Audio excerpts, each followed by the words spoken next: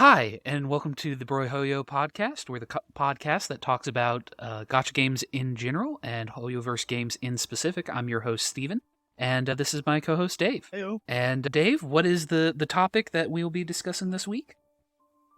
Yeah, so today for our first big topic or big theme we're going to be talking about today is going to be related to the approach that Hoyoverse takes to Genshin specifically, and in some regards as well, Star Rail, in elements and their reaction. And then I kind of wanted to discuss our different team comps that we played over the course of our time with Genshin. I know obviously as more characters become available and our roster becomes a bit larger, we have more flexibility to kind of experiment and see how these characters interact with each other and synergize on top of, the standard, hey, this is how this element reacts to this element. So for those that, play Genshin, we're all familiar with our elements in terms of Hydro and Pyro, Geo, Electro, Cryo, and then the relatively recently introduced with the grass is flipping my mind right now. Dendro, thank you. No problem.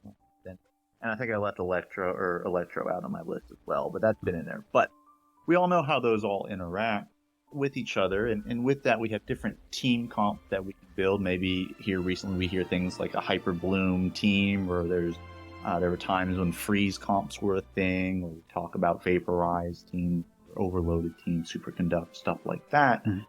And so, Steve, I wanted to kind of take this back, because we both obviously have different journeys in terms of Genshin with characters that we pull. Mm-hmm. And so therefore everybody kind of has a unique experience, especially early on, in terms of what you're using to grind through, those world quests or the Archon quest, as you ultimately build up your roster and through currency, where we can now be to that more flexible spot. So where I want to start this is, Steve, kind of what were your first teams before we had all these 5 stars in our roster that you really used to push world levels in those initial Archon quests in Mondstadt? I had a weird account early on because my first 5-star, or my first 5-star character was Jean. And then I immediately followed that up by pulling Canadian Aether, Kazuha, who is also Animo. So both Jean and Kazuha are Animo. For those in the audience who might not be aware of the element system in Genshin, the different elements interact with each other differently, and depending on the combination, a different effect will occur. Animo is unique, or is semi-unique, since it shares a trait with Geo, where it doesn't have different reactions with different elements. It has one set reaction that it does regardless of the element that it's mixing with, unless that element is Geo, because it doesn't mix with that, and it's called Swirl. So my teams were basically Kazuha jumps, swirls, kills everything, moves on. That was my build for a very, very long time. It really wasn't until I got Ayaka as my sort of next character that I really started building a freeze team at that point. And then, of course, Raiden Shogun came out, and that's when I started building a Raiden Shogun team, which wasn't really a elemental reaction team, if I'm being honest. It was just I use Raiden Shogun as a delete button. So, yeah, there wasn't really a lot of elemental interactions there. It was just buff Raiden Shogun, watch her delete things. But those are sort of my early progression teams. After sort of that period, that would be roughly the first, I'm going to say, 3 to 4 months that I played the game. After that, I started to get enough characters that I could start expanding my roster and doing different teams, but for the most part, those are my 3 staples for that period of game. What were yours when you were starting out? Yeah, so for me, I was actually similar to you in terms of my first 5-star being Jean. So she was in there, for the swirl elemental reaction, but I was fortunate enough to be playing during the Hu Tao banner, essentially. As roughly when I started. I think I started in February of 2021, but Hu Tao's banner came out, I think, shortly thereafter it was ongoing, and so I pulled Hu Tao about 2 weeks or so after I got Jean. And so my team revolved around Hu Tao as my carry. And what was really nice is, in terms of elemental interaction, Hu Tao and Zheng Chu, our Hydro bookworm. So I had those three, and then I believe through, I think, Fido as well for just a fourth element for Electro stuff than somebody who's maybe a little bit tankier. Because that's what my roster dictated. If ideally, I'd pulled a Bennett, I probably would have stuck him in instead the Pyro bonus that the team comp gives. But that was my initial team, was built around Hu Tao and Zhang Chu. And then from there, as my roster expanded, I kind of turned on easy mode and pulled for Zhongli. Mm-hmm. And I actually, for a while, had a team that was built around Zhongli and Ning Wang, Geo Mommy and Geo Daddy, and I really enjoyed playing them out. And from there, pivoted to, similar to you, a Raiden team with Eula. So I had Raiden and Eula interacting with each other to do the overcharge to shred physical resistance. And so I had Eula built as a physical damage as opposed to using the cryo aspects on the cryo sets. Mm-hmm. And then from there, the next team that I pulled out was actually a Ganyu team. I pulled for Shenhe and Ganyu, and then kind of did a freeze team, originally having Sheng Chu in there. But then I randomly got Mona when I think I lost a 50-50 at one point. And so I was putting Mona in there. And then, of course, the fourth and constant staple, especially if you look at any of my anniversary, recaps, Zhongli is my most used team member. So he is in my third team. He's my 3 key on every single one of his team. So that screen between switching teams never changes. And then most recently in terms of the Abyss, I've been doing a Bloom team with Yelan, Yaimiko, and Nihida. Mm-hmm. And then, of course, my Navia obsession recently. I built a team around her with Navia, Zhongli, of course, a Bennett, which I finally got, right? And then Jingling as well. So that's been my team most recently. Okay. So how would you say that, like, the elements in Genshin have affected your team building? I know that me personally, because of how important reactions have become, especially post 3.0, it was 3.0 when Sumeru hit, that, reactions really started to become a cornerstone of the game. And not that they weren't important before, but, I feel like after 3.0, we really saw a focus in team building on reactions over personal character damage. Do you kind of agree with me on that? Is that creeped into your team building? Well, because 3.0, with the introduction of Sumeru, right? That's when we were introduced to the Dendro element, and I believe they reworked. Did they rework Geo, or they reworked something around that time? It was, I believe, Geo got a rework very shortly after Zhongli, and Anemo got a rework slightly before. Electro didn't so much get a rework as Dendro was just a massive buff to Electro. Oh, maybe that's why I'm thinking Electro got buffed, because then the introduction of Dendro really saw a kind of a rise in those Electro teams and those Hyper Bloom teams. So for me, like, elemental interactions, I mean, I do like to build characters that are like playstyle fun play to me, and then incorporating the elemental reactions into that. There was an appeal, like, for me, there was an appeal for a long time for a freeze. I just like the idea of freezing your opponents and then wailing on them, whatever. And so my Ganyu team, that was Mona, Shenhe, Zhongli, and Ganyu, that was kind of my freeze team, because that was really fun to sit there and freeze things and then have Ganyu snipe them from a distance and just, delete things as she does. So that would probably be something that I steered for in terms of that. As far as Hydro, I also really like the element Hydro. Just water in general is I think, my favorite element in general in life. So I always have a natural gravity towards Hydro units. So Zhangzhu early on, Mona in the middle, and now Yelan being in my teams. that's usually always something that's there for me. How about yourself? What are maybe some kind of maybe elements you gravitate towards or play styles that and reactions you look for in a team?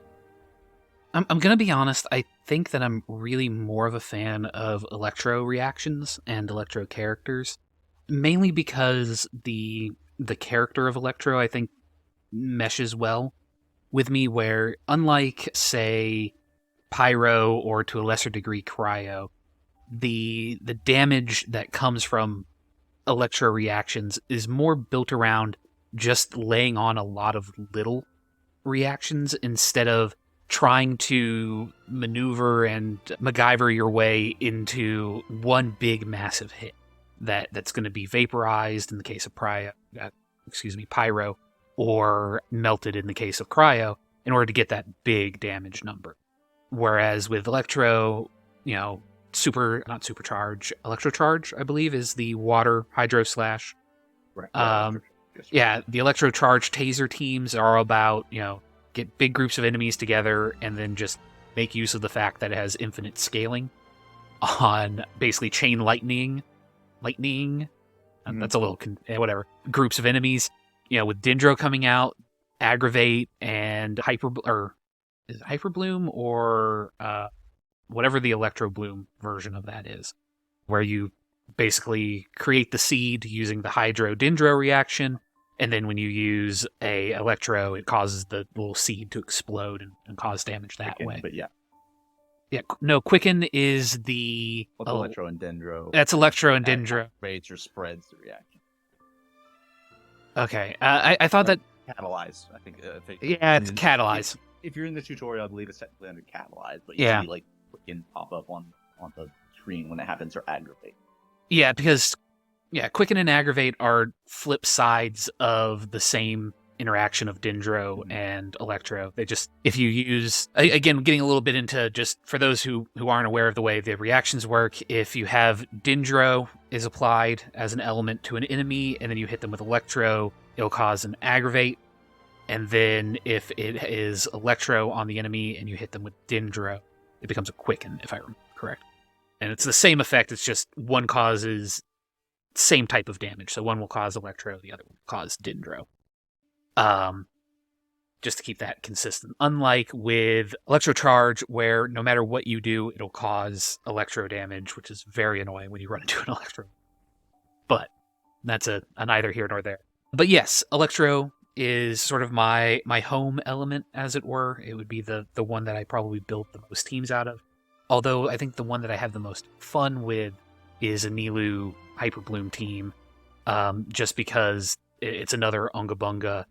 All you do is you toss out Hydro, you toss out Dendro, and big numbers appear. So I'm a fan of that particular team. I would have preferred if Nilou had been built slightly differently to allow that fourth slot to have other stuff put in there, but they didn't ask my opinion when they built her. So what is your team with Nilou based around? And you could kind of maybe go into a little detail about her kit, because I believe she was the dancer girl in Sumeru, correct? Correct. And she's unique among pretty much the entire cast so far as I'm aware. There might be others that do something similar, but to my knowledge, she's the only character who actually changes the way a reaction functions. And the way Nilou works is you can only have a team comprised of Hydro characters or Dendro characters. If you have any other character type or any other element type in that team, her kit immediately shuts off. Like, it just breaks. Which, as an aside, the Lantern Rite, when they gave us gaming as a 5th slot character, was very annoying because it immediately shut off my Hyper Bloom team, which was the team I happened to be on when running that mission. So she just completely shut down. Very frustrating. But anyways, she can only be on a team with Hydro and Dendro, and what she does is when you cause the Bloom reaction, which is the Hydro Dendro reaction, it spawns a seed. That seed will then explode in, I believe it's like 5 seconds, or if you spawn more than 5, it'll blow up the first seed and then create so it kind of creates a revolving door. It is important to note that when those seeds explode, they cause damage to everyone in the area. It's just that the player character takes reduced damage in comparison to the enemy, but they do still take splash damage from it. So it does cause a little bit of harm to your own team. The way Nilou works is that after you've been harmed 3 times by your own seed, then she starts spawning Hyper Bloom seeds, which are these bigger, larger versions of the little green seeds that appear, and they do increased damage. So her entire build, the entire team, is built around getting as many of those Hyper Bloom seeds out onto the field. And again, I might be using the wrong terminology here. It might not be Hyper Bloom. That might be a different team entirely. But you're trying to get as many of those bloom seeds onto the field and, exploding as possible. And the way I do it is I have Nilou, Nahida, Yelan, and then I take the little girl with the radishes and the rabbit. Cannot remember off the top of my head what she is, or what her name is. The radishes. The 4-star? Yeah, the 4-star. She's a Dendro healer. Kali? Are you talking about? No. Dendro Amber? No. She's the healer. Doesn't matter. I can't remember her. She's a leeway character. She's a healer. She's a Dendro healer. That's all that matters as far as the team is concerned. She keeps them up. I could have brought Kokomi into that team. It would have been valid. Oh, you're talking about that. Yeah. Thank you. I could have brought Kokomi into that team, but I actually didn't because what I found was that my Hydro application was so strong, I would wash away any Dendro, and it was just became playing. It was me sitting in Nahida and constantly doing charged attacks in order to try and get the damage out. Whereas if I use Yao, it's actually pretty straightforward because she just runs around and auto applies Dendro by jumping and running with her ult. So that just makes life easier. But yeah, that's that team. It does a lot of damage. Its big issue is if you run into anything that's Dendro immune, it basically stops working. Or if you run into a story quest where they give you a character that is not Dendro or Hydra and force them onto your team, and then you're left with a very, very suboptimal team. That's a good point. And yeah, when they throw you at you, I'll always think, yeah, we get to try out a character that we don't necessarily have. But yeah, looking at it from that perspective, with that kind of team, you're like, oh, this actually nerfs my team. Oh no. Yeah, not fun. And again, Nilou's the only character that I'm aware that has such strict character requirements. There are other characters that, like Ito, require like wants more Geo, and I believe the fire magician guy wants Pyro on his team. Oh, you're talking about Liney?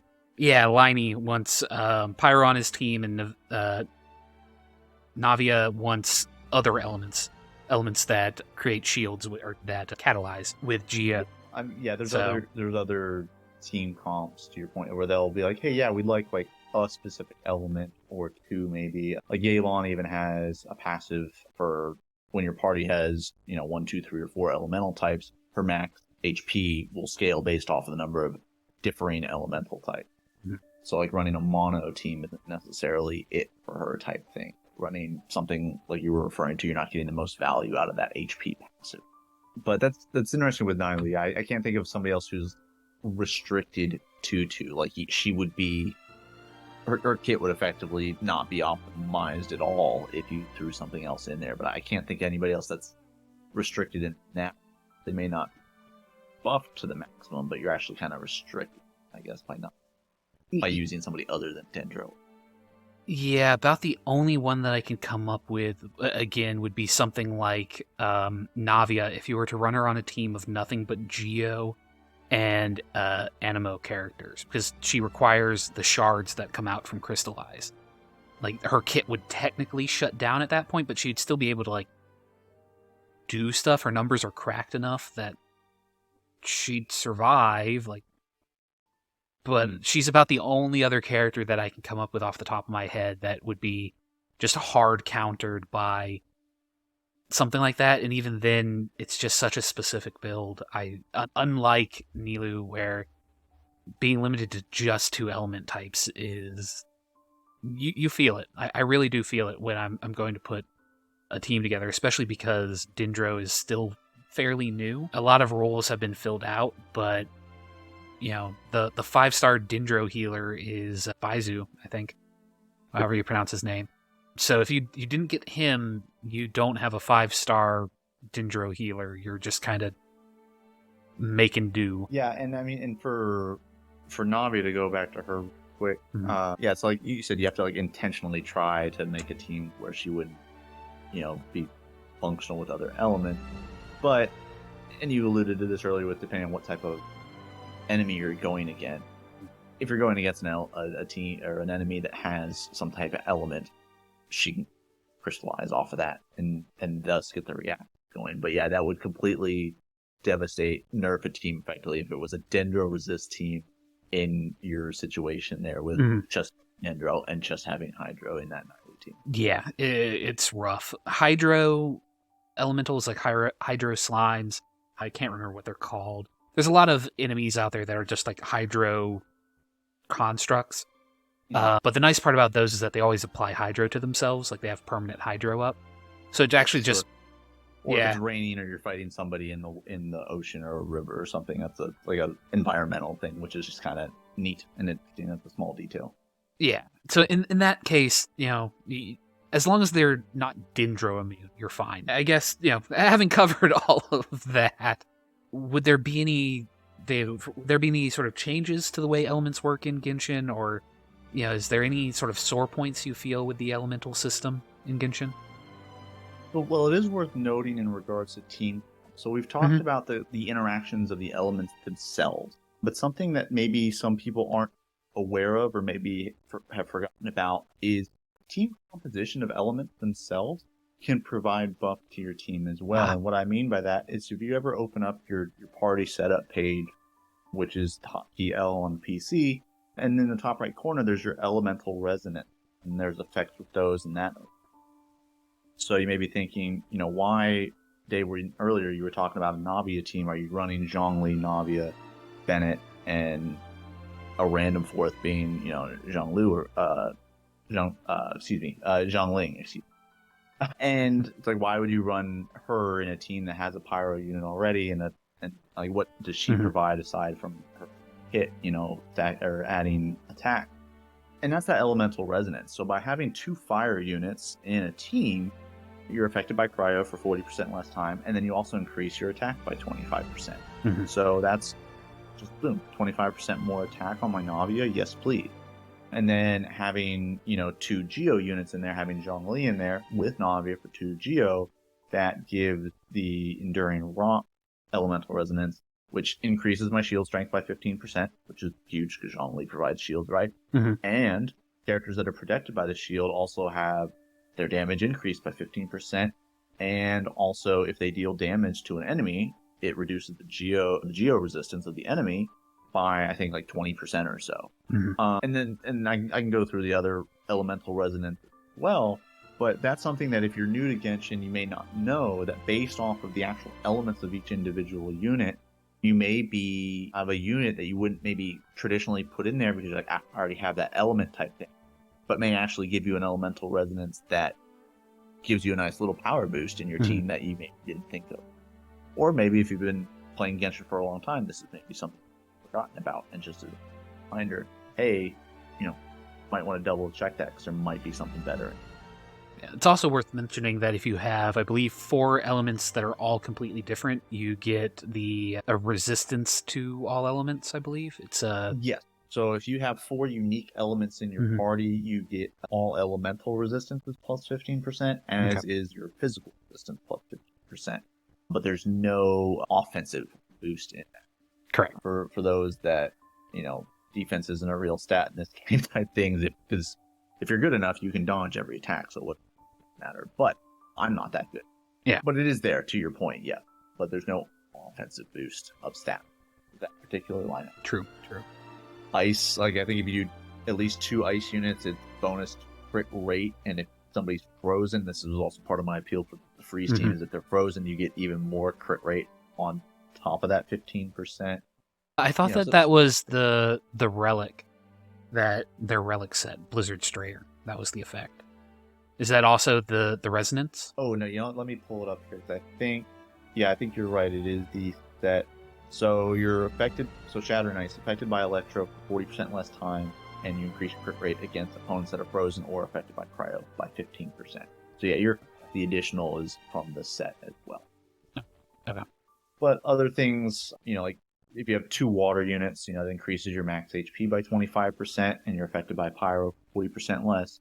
So units that scale off of HP, like Nailu, like Yelan, that's actually pretty big to have that HP buff as they scales even their offensive capabilities off of their HP a little. Yeah, they also, that's also a change from, I believe, 2.0, because it used to be healing effect, that it boosted your healing, but because they only, it really pigeonholed Hydro characters into, oh, if you're not a healer, then why bother? Yes. So they switched it to HP. I think you are correct. I remember that vaguely. But to your point about, or to your question, I guess, about changes in elemental stuff, I think what we've established now in terms of their interaction are all pretty, fun and unique, different play styles. Is there going to be another element? Is there another element that they can introduce? Similar to Pokemon when they introduce new Pokemon types in Gold and Silver in the 2nd gen, and then 3rd gen, and however many types there are now. Are they going to introduce a new element, and then us have to figure out what kind of interaction thing it's going to have? Will then Geo have the same kind of universal? Geo and Animo have the same universal type interaction with it, or will they get maybe unique interactions with this element type thing? But as far as what's on the horizon, I don't think we have anything or any hint at another element. We're looking Archon story wise. The next region we head to is the region of Fire, if I'm not mistaken. Yeah, it's the Pyro Country of War. Yeah, so Country of War, so Pyro. What is it? Is it Natlan? Is that what it is? Yes, I believe it's pronounced. Or Natlan, something. Yeah, something similar to that. But so with going to a Pyro type land, I don't foresee any changes to how elements react, because I don't think there's been a huge outcry, or that's not the complaint from the fan base as far as Genshin is concerned. There have been some other complaints, but it's not, I think, related to elemental interaction. What about you, or do you have any ideas or things you would like to see? Yeah, I got 2 off the top of my head, and admittedly, these are pie in the sky. I doubt that these will ever happen. Yeah, that's theorycraft. I just think it would be cool. These are just, I think it would be cool. So the first would be changing elemental resonance. Hoyo has been very specific that they're not going to be releasing new elements anymore, that they're not going to be wanting to mess with reactions too much. That's too fundamental of a character aspect for them to be playing around. But I do think resonances are a place that they could have some. For example, right now, resonances are binary. You either have them or you don't. I would like to see stacking resonances. So, for example, Hydro. If you have 2 Hydro, you get the current resonance buff. But if you have 3 Hydro on your team, you get a slightly larger HP buff, and let's say attacks shred Hydro defense by 10%. And then if you do a full Hydro team, like 100% Hydro, you get a double, let's just say double buff to your HP, and nothing can be Hydro immune. Instead of anything that would be Hydro immune, it just takes 50% damage. Something like that. And basically allow you to tinker with your team a bit more, to where you can get scaling buffs by doing, mono teams, or maybe you do 3 and 1.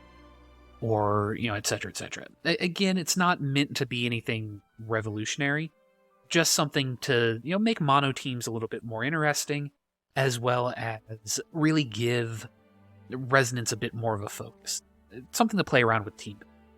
The second sort of thing that I would be interested in seeing is I would be fairly interested in seeing characters that are actually dual element. I don't think, and again, this is something I don't think is going to. I really don't. But I would be interested in seeing a character whose skill is, let's say, Electro. But when they use their ult, it's a Pyro ult. Now, it does mean that goblets are going to become a little bit weird. You wouldn't want certain element goblets, so it would mess with artifact building a little. But goblets aren't locked to just an element type. You can get attack goblets, you can get other stuff, so you can make it work. But the ability to kind of condense down a reaction into one character, where, okay, I'm going to. My skill might be I infuse my weapon with Electro, so all of my attacks going forward are Electro, a la so many different characters that infuse their weapons, but Raiden, as an example, not her big burst, but the attacks that she gets afterwards. Diluc. Yeah, Diluc, Bennett. All the pyro characters, actually, now that I'm thinking about it. Yeah, that tends to be one of the things that they get. You infuse the weapon with whatever element, and then the ult is, let's say, a big field that you summon that causes Hydro, similar to Ayato's ult.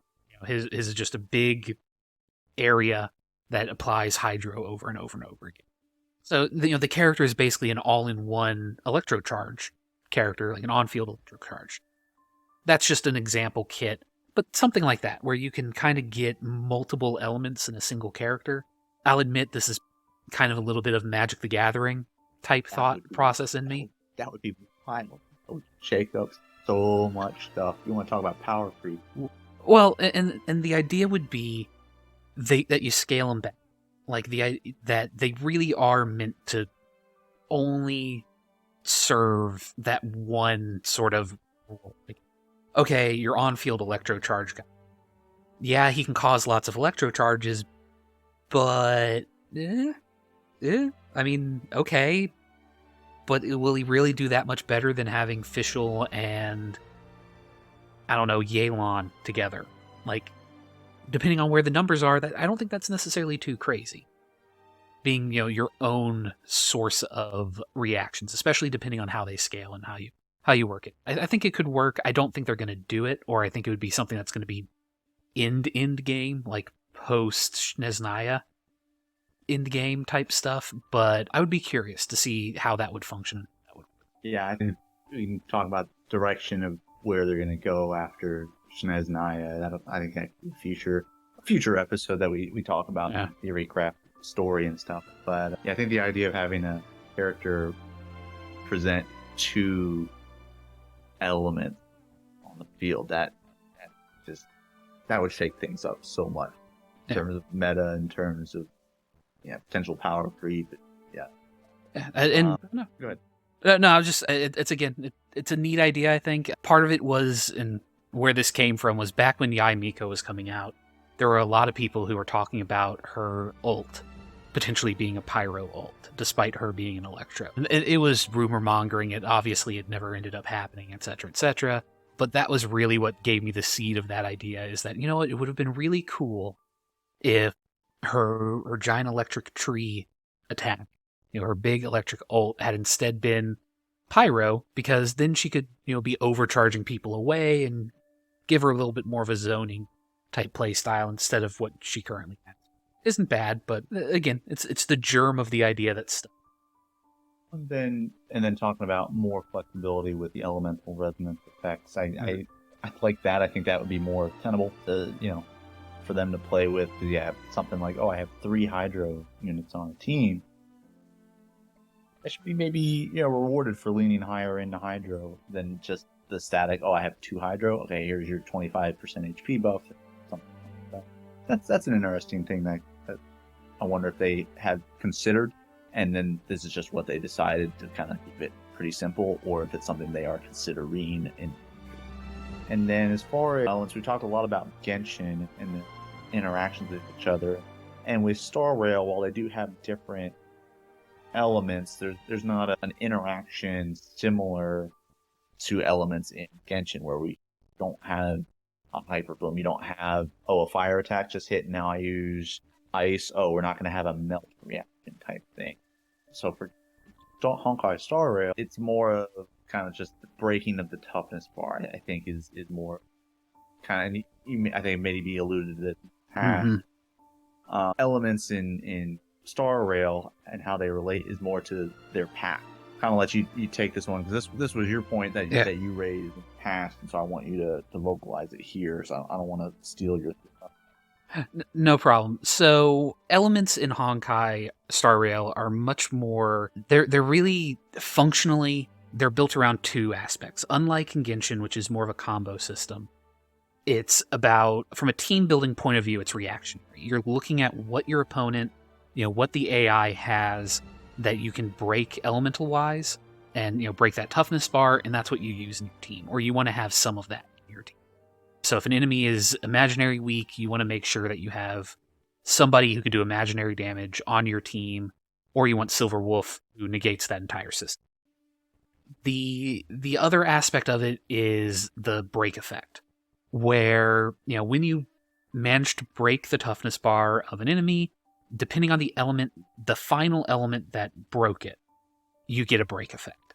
And these break effects are unique to each element, and I feel like, at least in my gut, that the Star Rail team originally saw them as much more important than what they actually are.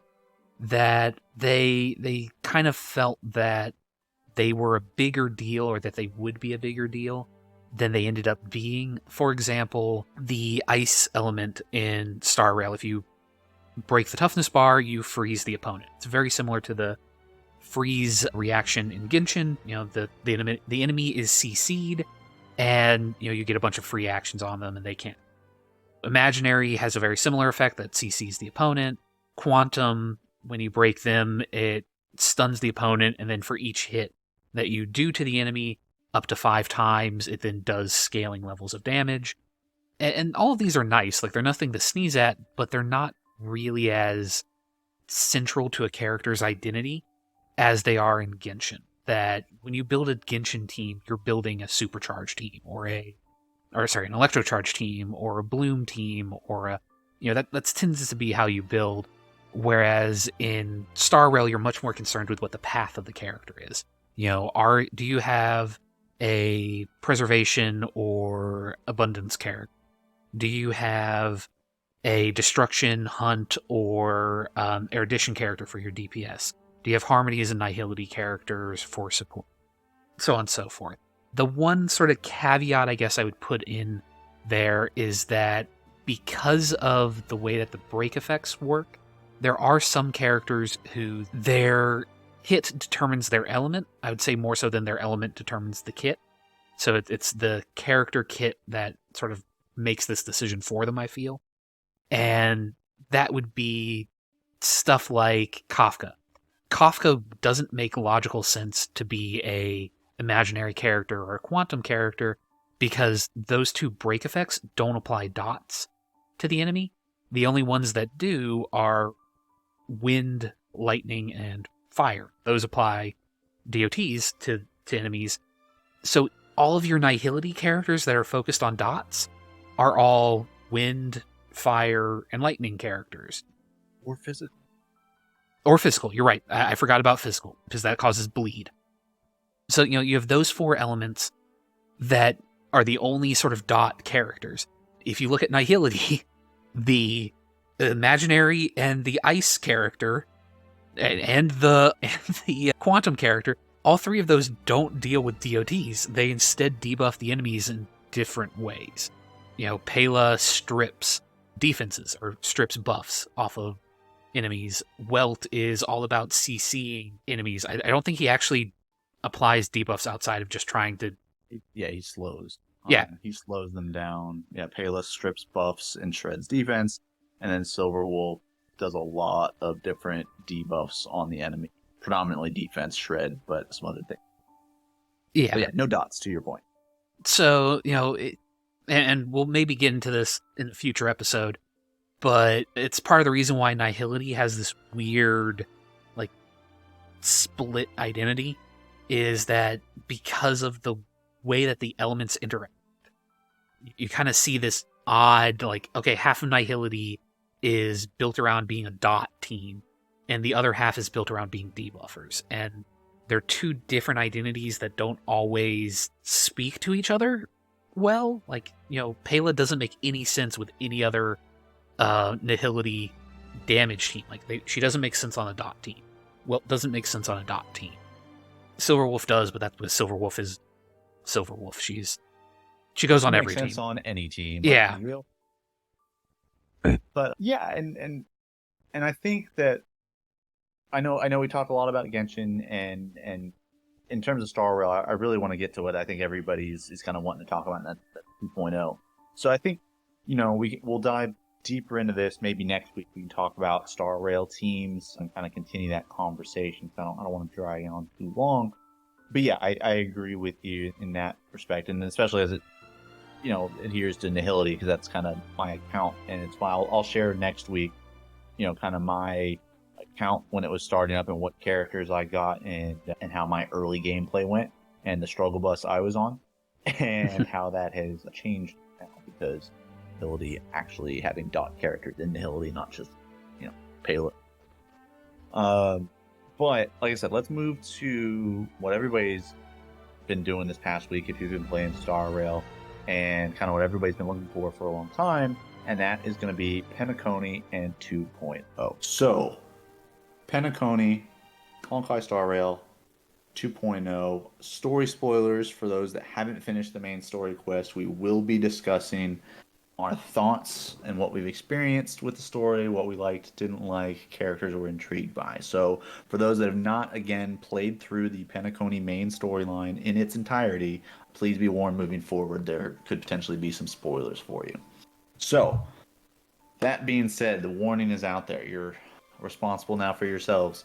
Steve, Yes. going through Penacony, first, before we really even get into the story itself, the aesthetic of the environment that we're in, everything, very briefly, I know we touched on it last week a little bit with our initial impressions, and those honestly I think carried throughout the playstyle. I enjoyed the casino, Persona-esque vibe. The music was snazzy, and the different things you could do with the dreamscape. And then as far as your thoughts on it, did your thoughts change from your initial impressions on the aesthetic, or similar?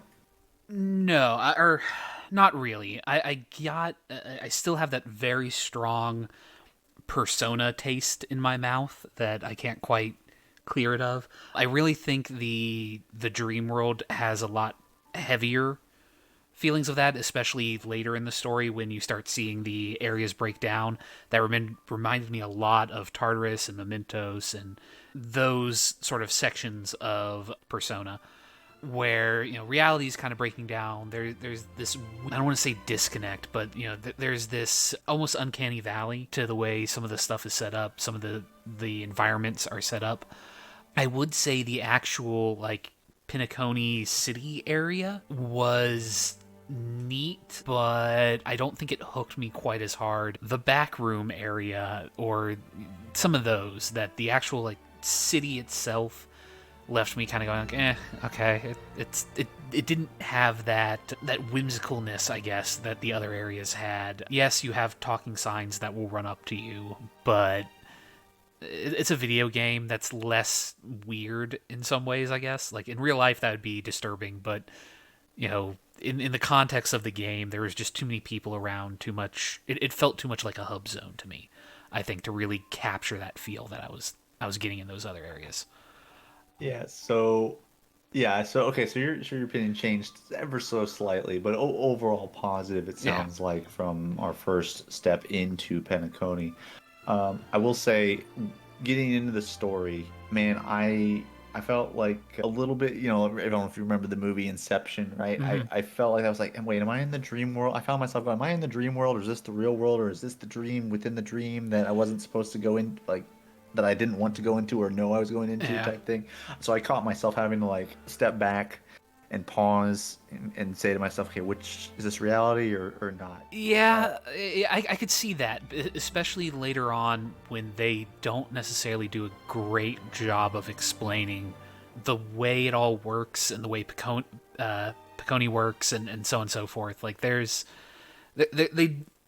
I think they could have done a little bit of better job explaining that, like, oh, okay, the hotel is the waking world. Like, if you're in the hotel, when they say go back to the hotel, they're saying go back to the waking world. And then, of course, they turn the hotel into a dream world, so that just adds layers of confusion to it. Yeah, and now diving into the story itself. So Mhm. you get to the hotel, you go in your room, you lay down in the water, and you go into the dream world. Which, look, I know this would just the logistics of that lying down in the Mhm. water, but you're in your normal clothes. Are you not soaking wet when you get out? But anyway, I know Look, that's logistics, and like you said, it's a video game, so we don't.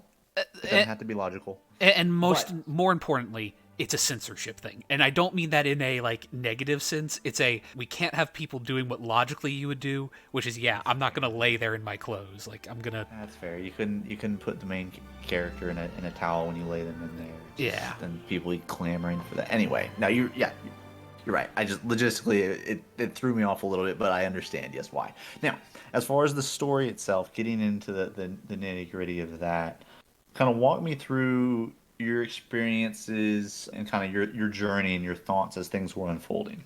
Okay, no problem. So I'm going to start from the very beginning, which is, you're on the Star Rail Express. You're Mhm. going to Piccone, and they do the warp jump animation, and your character immediately has a psychotic break and falls into a dream, where you meet Archeon. I believe she introduces herself in that Yes. yeah. So you meet her and you go on a short little adventure. And I do apologize. I am trying to move with this, so I'm not going to go super detailed in everything. And I believe we talked about this last week as well. So, Hmm. you go on an adventure with her. There's some fourth wall breaking moments where she speaks rather cryptically to you. You see a lot of red text. Like she will randomly speak in red text. Text, yep. Yeah, which we still don't know what that means. We're at the end of the story so far, and that's still unexplained, but interesting. Your character then wakes up, you arrive at the hotel. It turns out that all of the different organizations have been invited to the hotel for the Charmony Festival, hosted by the family, which is an organization that worships the harmony, which is we don't want to get too deep into this, into the weeds, but basically they worship the god of harmony, or the concept of harmony. So all these different organizations have been invited. The Trailblazers, which is the organization our character is a part of, has been invited. They all go, okay, cool. Well, we're gonna go visit Piccone, which is a little bit confusing at first because you're like, well, I'm already here. It's this hotel, and it turns out no, it is not the hotel. It's a dream world that you can access through the hotel. It's also important to note at this point that this used to be a prison world, which has some kind of dark implications that prior to the family coming in and cleaning it up, this used to be just like a like prison where they'd put people to sleep and have them like sleep off their prison term. Or at least that's the implication I got from it. I don't know, maybe that'll come up later, maybe it won't, but it was definitely a little bit of a dark past there in my opinion.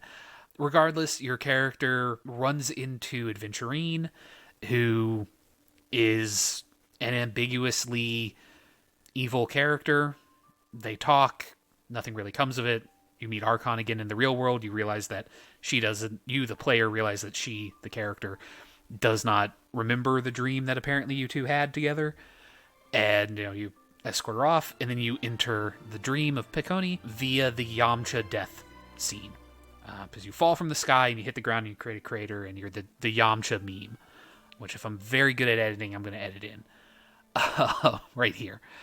But, having arrived in Piccone, you are in a different area than everyone else in your party. So you go around to adventure and you visit the dream store, I believe is what that was. It's Dr. Somebody's dream store. And Dr. Edward, I believe. yeah, Dr. Edward's dream store. And you get a little mini game type story thing there. You then run into Robin. No, Firefly. You run into Firefly and Gallagher. And Firefly is being accused of being a stowaway, which is really confusing because this is a dream. So, how could she physically stow away? We're not going to get into that, but she's accused of being a stowaway. You vouch for her, and then she takes you on a tour. You visit the different entertainment areas of Piccone, which are all very interesting. There's a gotcha system within the gotcha system that you can play in order to get some free stuff from a gachapon. And then you run into Sampo. And again, I apologize. I know I'm moving probably somewhat disjointedly through this, but Sampo shows up and he goes, "Hey, do you want some adult entertainment?" And my answer is yes. Yes, I do. So he takes you to Dr. Edward again, and you play through what is perhaps the best section of the game, Or the where most ridiculous, depending on how you want to look at it. But yeah. I don't know what you're talking about. It's amazing. You free the garbage people, the garbage can people, from the evil king of garbage, Trash King, which is actually a giant Sampo, and who's throwing bombs, and then you transform into a giant trash can. And before you can get your epic giant trash can versus Sampo fight, the dream cuts off because Firefly doesn't know what fun is and does not know what joy is. So she interrupts you, and you don't get to see the end of it. And then Sampo basically goes, "Hey, all of that was cryptic foreshadowing. I was being cryptic and foreshadowing because I'm Sampo, and that's what I do. I'm cryptic and foreshadowing." And then he leaves. And at that point, Firefly then takes you into the back rooms of the dream world, sort of the construction area. The anyone who's worked in theater or even like a mall or something like that, anywhere where there's sort of a back area away from the public, that that's where all the piping is, where all the industrial stuff is. It's far less glamorous, but where the meat and potatoes are handled. So you go back into there, you talk with Firefly, you have a very sweet moment with her where you take a selfie, and she reveals that she is a vegetable. She's not really she's not actually a mental vegetable. She has a disease that's, what's the term? She's got a bad disease. I can't come up with what the word I'm trying to come up with is. Doesn't matter. It's a terminal disease that effectively is gonna make her dissociate, or she will become, I think, dissociated from reality, and people won't see her anymore, and she kind of fades into nothingness effectively. Yeah. It's very melodramatic, very edgy. Yeah. Teen emo-esque. Exactly. And then on the back of that, you get called home by mom and dad.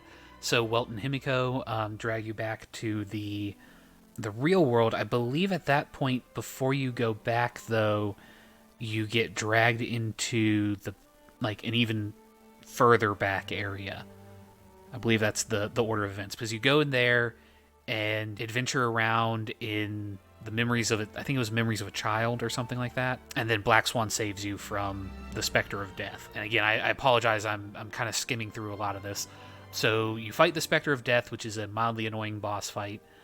Black Swan saves you. You meet Black Swan out in the real world and go, "Hey, we got to investigate this deeper portion of the dream, this, the deep sea of the dream, and Black Swan's going to help us with this." So you go off and do that. And while you're doing that, seriously, spoilers at this point, Firefly is maybe killed by the spirit of death, or the idea of death. I'm not going to lie. I don't think she's dead for a multitude of reasons, or at least I don't think she's fully dead.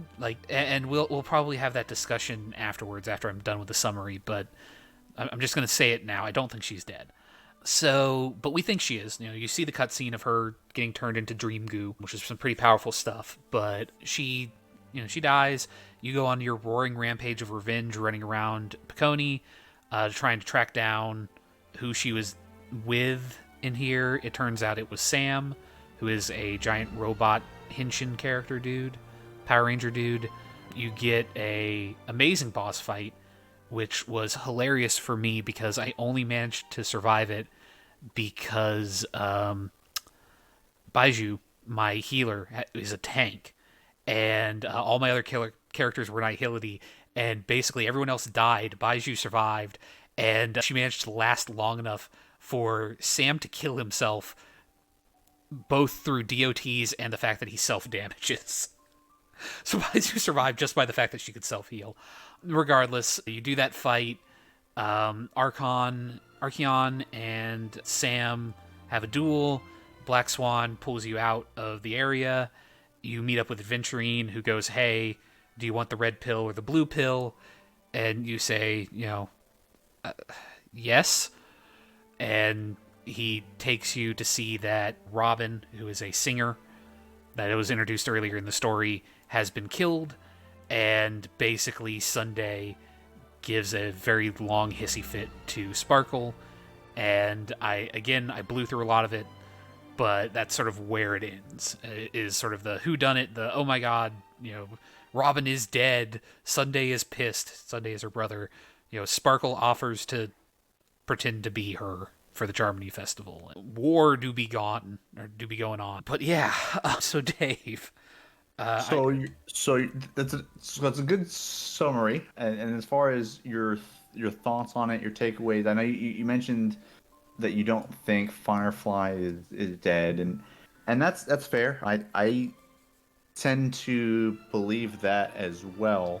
When that cutscene happened, yeah, and she gets, much like her namesake and like the TV show, canceled a little bit before her time. That was my initial thought. But I don't think she's gone either. And then the other reason, just because of like just history and typical anime storytelling, that you don't think somebody's gone when they're gone. I still believe Senor is coming back in Genshin in some capacity. There's a small part of me that believes that. But the other reason too is, so in this nice new feature that they added in Star Rail, the Fates Atlas, so you can see kind of the timeline, the story. I don't know if you noticed this or not, but when you go back and you look at the scene discussing that happenings, it talks about Firefly vanished under the blade of death, and death is in quotations, which makes me think that it's not a real death. It was just the dream death, and then it's just a question of, in Dream World, if you die in Dream World, do you just wake up, or do you lose your sanity and die, or something like that, right? Is it Sword Art Online, you die in the real world type thing, or is it Persona where you just go crazy type thing? And I don't know. So that's what we have to find out, and that's part of it to be continued. But I'm with you. I don't believe that death is a permanent death. And unlike the show Firefly, canceled well before its time, I don't want them to come back and reinvigorate that, because it just wouldn't be as good. I do want this Firefly to come back, because I'd like to see her play more of a role and learn more about the condition she was referring to. Yeah, I don't think she's dead, because for a lot of the reasons you just mentioned, that it's a dream. What are the rules of dying in a dream? Do you die in real life? Is it an affect your sanity, or is it just you wake up? Like, oh nope, I woke up. Because we don't know, right? Yeah. Effectively, the chapter ends with us coming back to the real world, but all we are is in the room with Aventurine and Robin. Yeah, Robin's corpse. So I think Robin is dead. I don't think she is either. I'm going to be honest. Oh, you would say you don't think so either? No, and this is where it's me being cynical. I fully admit this is me being cynical. Both of those characters have rigged character model bodies. They are not using NPC bodies. Like, you can look at them and you go, that is a character model. That is not an NPC model. If they were going to be a character who dies, especially one who has had so little screen time, we saw what they did to Mountain Shaper and God, what's the other one? Oh, the not Cloud Retainer. Not Cloud, jumping yeah. Back to Genshin, got it. Okay. Yeah. The Adeptus. You're jumping back to the Adeptus. To the Adeptus. They got a little bit of a glow up, but they were NPCs. Neither Firefly nor Robin are NPCs. They are full character models. They would not put in that work if they were going to kill off that character. Now, could they come back in some other way? Could this be a Clara Svarog thing where, Robin, her character model might show up as part of like Sunday's Burst or something? I don't know. That could be like I'm spitballing. I don't know anything. But those models are like rigged character models. I don't think they're going to throw away that work. Much as I'm here for it, and I would be down for them both to come back. Again, this small part of me wants Senor to come back, going back to character deaths and then Genshin, and she has not come back, and it's been over 2 years. I agree, but she didn't have a character model. Like hers was. She had a model. Let me tell you. She did, but she didn't have a character model. Her model was not the tall female or short female model. It was a very different model. It was wonderful, and I still fight her, I think, every week just to see her. Anyway, but so that's kind of where we kind of both stand on that. As far as Firefly goes, we think she's not dead, and I expressed my reasons why there. Robin sounds like we have a differing of opinion on, so time will tell who ultimately plays out to be correct in that. Now, as far as the other main NPCs, well, NPCs for now, but probably eventually playable, right, because they have character models, would be Acheron. Yep. And Aventurine. and then also Sparkle a little bit as well. Yep. I'm gonna touch on all three of them, and I want to touch on, and I guess and there's technically Sunday as well. We can talk about him, though our interactions with him and his screen time were not as significant as the other three.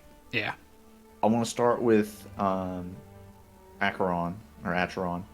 Because I believe we know that she's going to be a playable character. As far as what she is, I don't know how much of that has been released yet, so we won't talk too much about the playable side of her. But as far as her involvement in the story, yeah, I caught the same thing as you did, that talking with occasional lines in red flavored text, which hasn't fully been explained that I saw as to why that's in red flavored text as opposed to other things.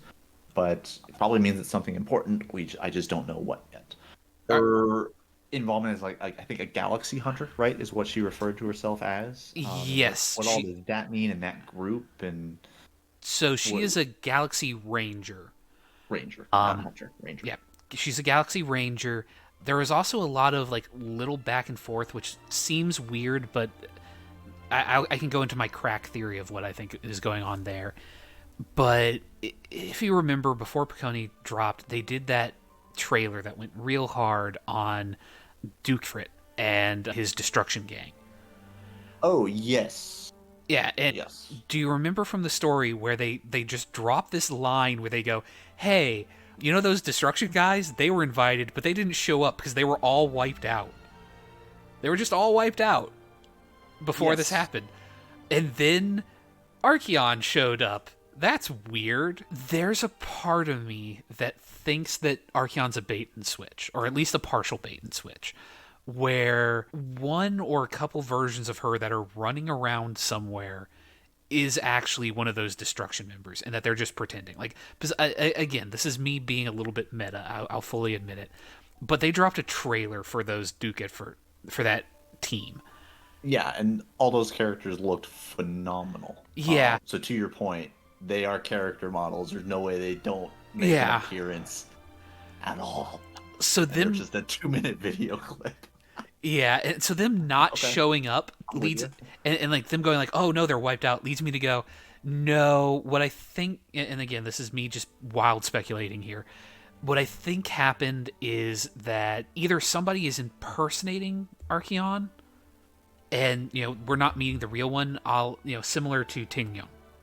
Because we've already seen before that destruction crew, people who worship destruction, can like mimic other people or can take over other people. I don't know. It's kind of vague whether Tingyon is dead or not. Like, yeah, because it was using her body. It was like, But then they're like, oh, but that's not the real one. So where is the real one? Yeah. So we've seen that magic, science, whatever happen. Okay. So why wouldn't it happen again? Why wouldn't it happen again? And I think that, and I'd have to go back and find somebody's Let's Play or something and see what the red words mean. But there's a part of me that's going like those red words mean something or are referencing something or some sort of tell as to what's going on here. Mm-hmm. And that's kind of, I mean, it's not much of a theory, but that's where I'm kind of left, is that I'm going like, you know what? I think the Archon that we're meeting right now is either not the real one or is in some way possessed, or it's a cover for the Destruction Gang. That they're using her as sort of a smokescreen, because I don't buy that they were all wiped out before they even got any screen time. I don't believe it. Yeah. Especially because, some of those character designs looked fantastic. Like the puppet master girl, like that. Yeah. Like that design was great in that trailer. So yeah, I'm with you. It's just a question of is she good and like she thinks she kills them and that's why she and that's and like her job mission complete, or is she in cahoots and it's deception type thing, or is it a brainwashed thing, right? Yeah. Or body taken over or impersonation. So a lot of different ways I think that could go. And yeah, I'm excited. I want to know more. I also want to know her kit, because I think she's maybe going to be Nihility. We'll see what her kit looks like, because you know me and my Nihility account. Anyway, yeah. So that's Acheron. Adventurine. He was kind of the next character we were introduced to, and he to me was he was an interesting character. His design was, I thought, very slick.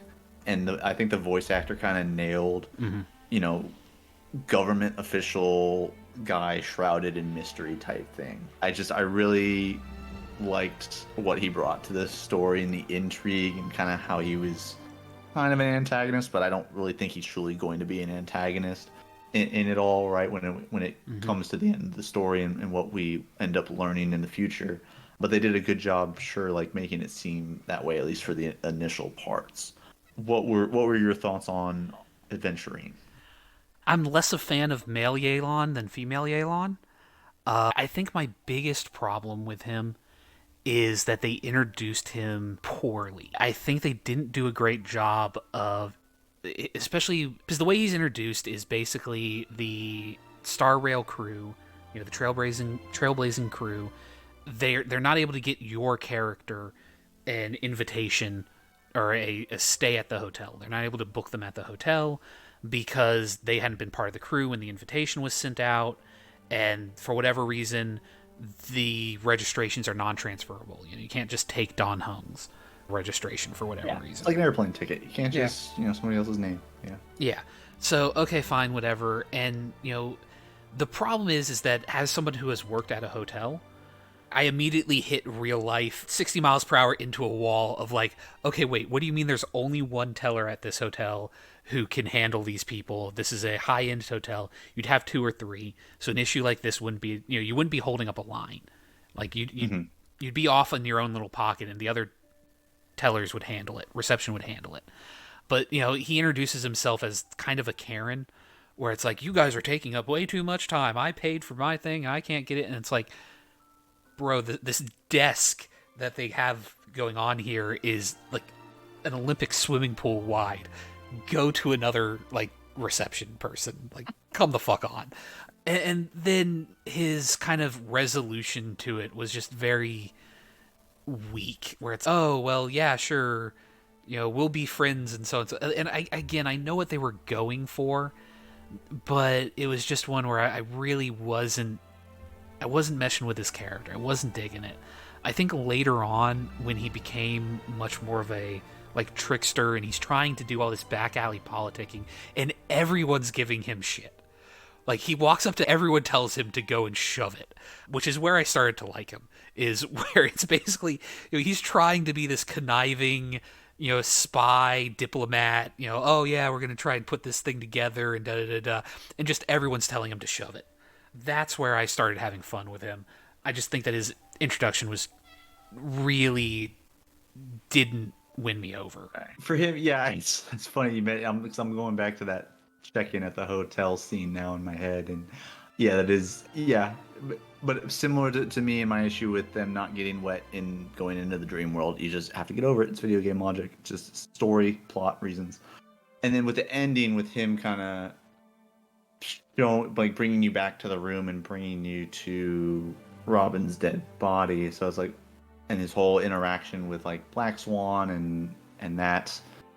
Like I said, I find it to be interesting. I find his character now, specifically his interaction with Sparkle, which has been a point of some contention in the community in terms of Sparkle being, racist. Like that interaction and her referring to him as kind of like a lowly being and and meant to like you're filth and we're meant to be, but like he just kind of his reaction to that, it kind of, like you said, kind of gave him, once characters were stacking up against him, it's like, okay, maybe you're a little more redeemable perhaps in the future.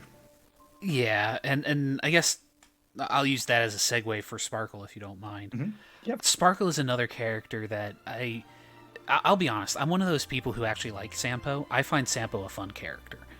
He's the Weasley merchant type, wants to be your best friend as long as it can get him something. Like, I actually really like him as a character. I find him funny, kind of endearing. He's a character I enjoy. So that kind of predisposed me to like the Masked Fools. Sparkle kind of did a 180 on that one. And not really the racism thing. It's fantasy racism. I don't have a problem with fantasy racism. Like, that's fine by my account. Like, she's an evil character working for an evil organization. She's not gonna be a decent human being, if she's well written. So yeah, like, and I guess more it's the fact that she had some real Joker edge vibes. As someone who Okay. grew up, like, was in late high school and college when the Batman movies were coming out, there is some real Joker edge there where she's just like, oh, look at me, I'm so crazy and Joker, I push boundary. I didn't find her interesting. She wasn't the character I was expecting, which, it's fine. Being a surprise isn't an issue, but just she didn't have the whimsicality, I guess, that Sampo has. Because, again, Sampo, he's self-serving. He's maybe not a good person, but he's not cruel. Like, he's playing a different game. Mm-hmm. Whereas I don't get that feeling from Sparkle. Like, my impression of the Masked Fools, just based off of Sampo, was, they're there to overturn the table. They're there to kind of be that X factor. And, again, they're playing a different game than everyone else. And I didn't get that from Sparkle, where it's more like she's just being needlessly cruel and mean. And I think part of that is, her final scene with Sunday, where she shows up as Robin. About that, yeah. Yeah, where her being a dick to Adventurine is one where I'm like, fine, he's Adventurine, he's asking for it. He deserves to be taken down a peg or two. But, like, Sunday doesn't appear to be, like, what little we've seen of him, he seems to be a pretty decent dude.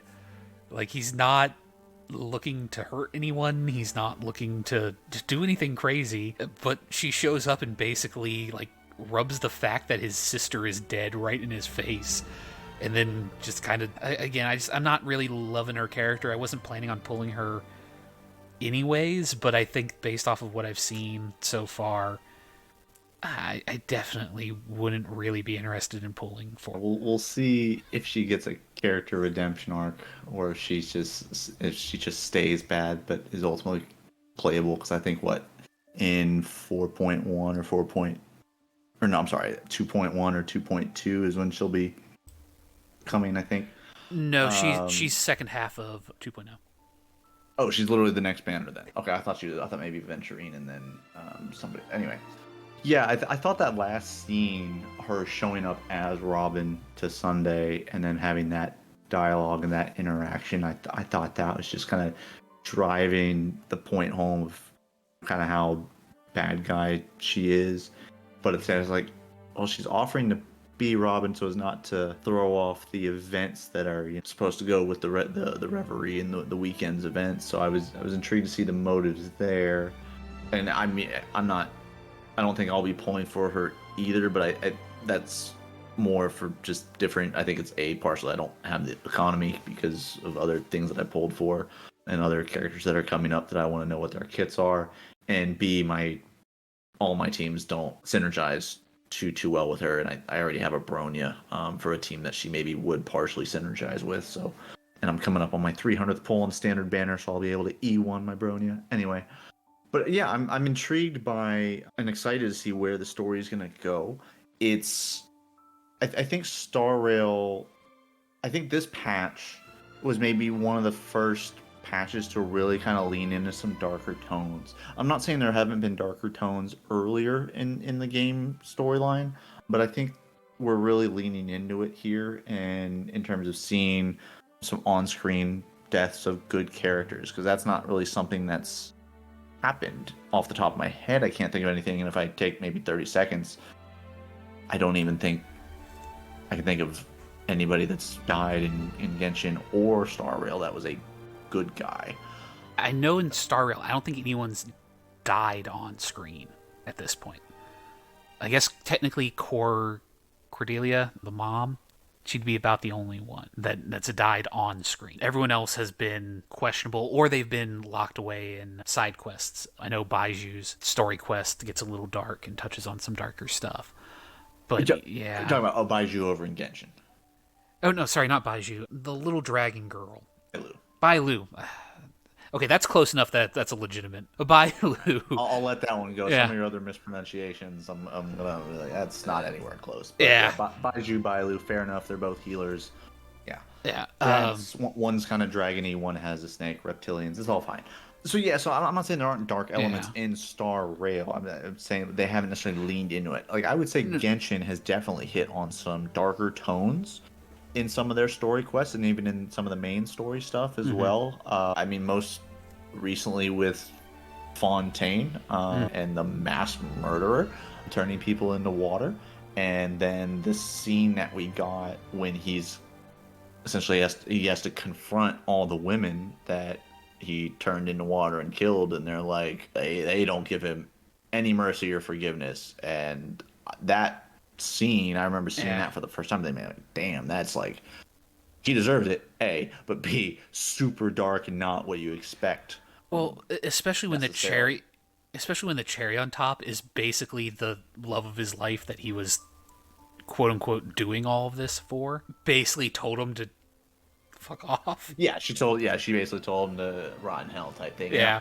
And again, I don't want to dip too far back into Genshin and Fontaine, but the point being is that Genshin has historically, I think, dipped into darker tones and darker themes, and this is kind of the first we're seeing of it in Star Rail. And I would be interested, and maybe I'll go back maybe and look at lore in Genshin to see how early they started dipping into the darker stuff, because maybe it was within its same lifespan. Because Star Rail is almost a year in, and Genshin is 3-4 years in. But when did they first actually dip into that darker stuff? And then how does Star Rail balance it, and how do they, in this particular dark ending that they've left us with the cliffhanger, where do they go next? Where do they go from here? So that's what I'm excited to see, because it's something new that Star Rail is doing that isn't what they've typically done in the past in a happy anime game, right? Yeah, I would say that I've heard through, I think it was Necrit was the content creator that I was watching when he was talking about Honkai, and he was talking about Piconi, and apparently the author of this portion of the story is well known in the Honkai Third Impact community as being an author that kind of goes hard and does like twists and turns, and he's very good at that sort of aspect of the story that, when he's writing, things kind of go strong. So I'm comfortable in that. I do think that, you mentioned when did Genshin start going dark, and I feel like it was the later half of Inazuma, when you had the rebel soldier guy who was using the what are they called? Not the vision, but the anti. Yeah, it's a delusion, something like that. Yes. Yeah, that sounds right. Like that is interesting, because if that's the case, Inazuma being the third major region, Penacony the third major region. Interesting.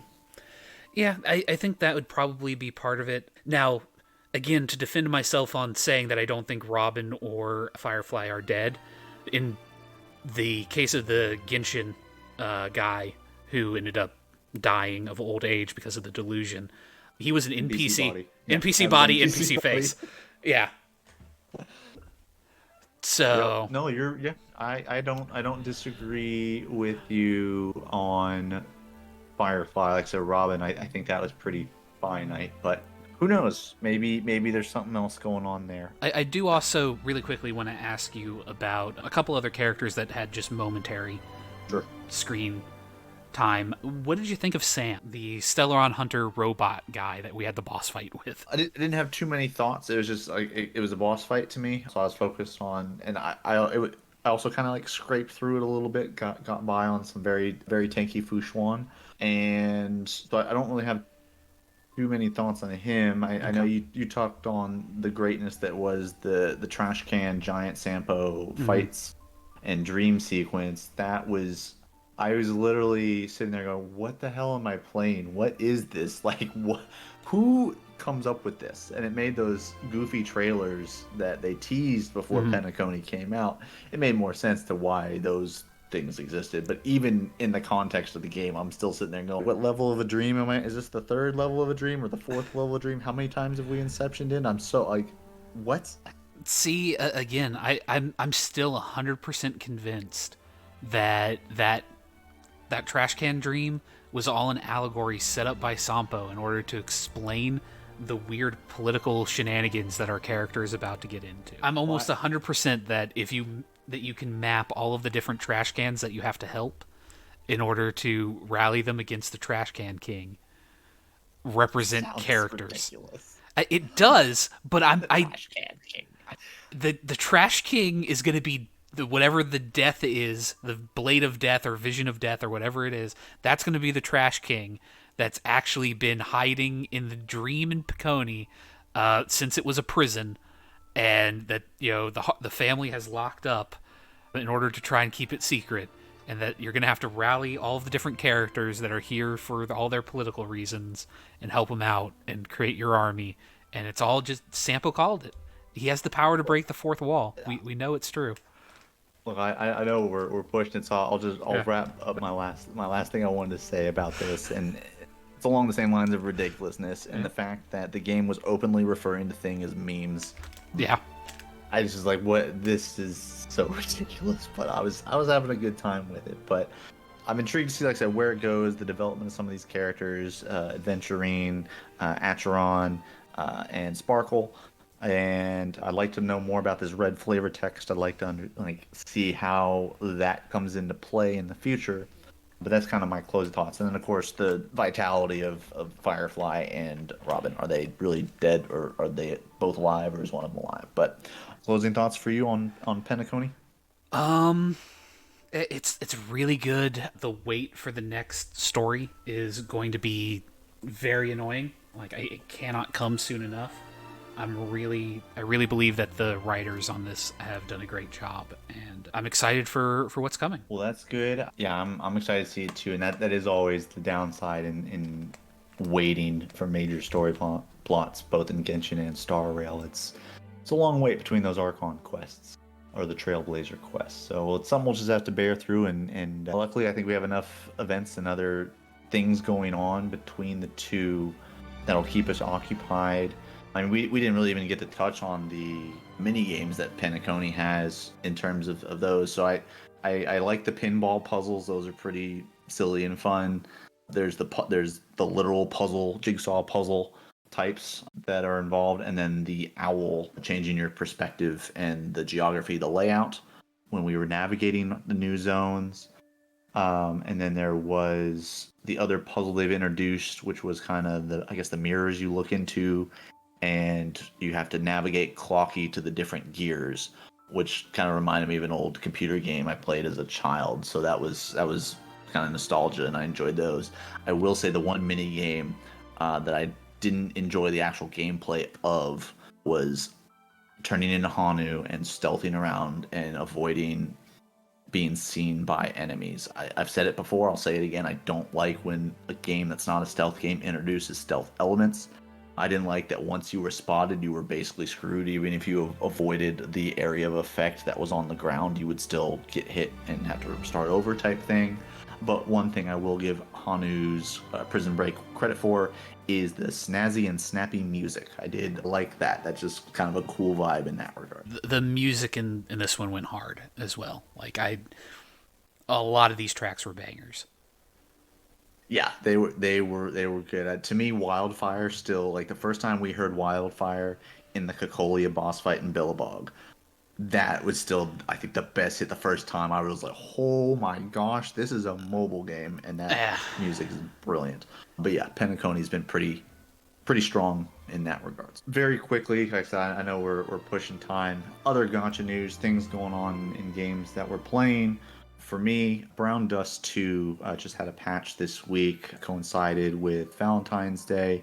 They introduced a new potential system for some of the old character costumes and skins that buffed them up a little bit, right? That had maybe been power crept by some other things that did their job better than them. So one of the original characters was like a light element DPS, and maybe they had been outshined by another light DPS unit that came out. And this potential system is just allowing units like that to have their place in teams again, right? So something that's fun. And then they have their kind of, I think it's like a maid event going on right now with the new characters, which I appreciate Brown Dust to giving a free daily poll on each banner. So the standard banner and the weapon banner, That's each active. You get 1 free pull on, and on for me, the first pull on the maid banner, boom, nailed the banner unit. So I was pretty happy about that. But that's going to wrap it up for us here this week. I do want to thank everybody for joining us this week. Be sure to share with us your team comps, teams that you've played with in Genshin or Star Rail even. And then also let us know, maybe you have some thoughts on Penacony or some theories that you've crafted that you want to voice and let us know about, and we can see together if they come true or not. If you did like this episode, please be sure to like, follow, and subscribe to the channel. Or you can email us at brohoyopod@gmail.com if you have any questions or suggestions for the show. You can join us next week when we discuss team comps and roles from a traditional RPG perspective, being tanks, DPS, and healers, and how Genshin and Star Rail approach them.